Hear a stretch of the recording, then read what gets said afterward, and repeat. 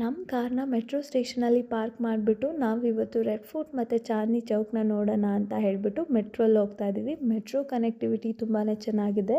Delhi metro start ಆಗಿ almost 22 ವರ್ಷ ಮೇಲೇ ಆಯಿತು ಅನಿಸುತ್ತೆ.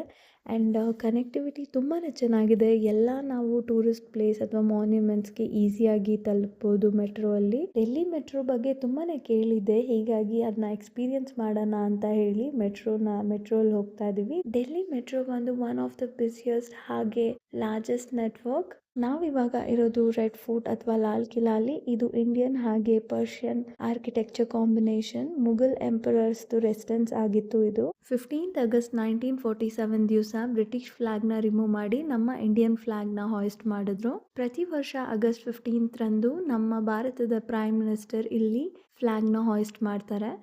ಬ್ರಿಟಿಷರು ನಮ್ಮನ್ನ ಆಳ್ಬೇಕಾದ್ರೆ ಇದನ್ನು ಅವರ ಮಿಲಿಟರಿ ಕ್ಯಾಂಪ್ ಆಗಿ ಕನ್ವರ್ಟ್ ಮಾಡ್ಕೊಂಡಿದ್ರು.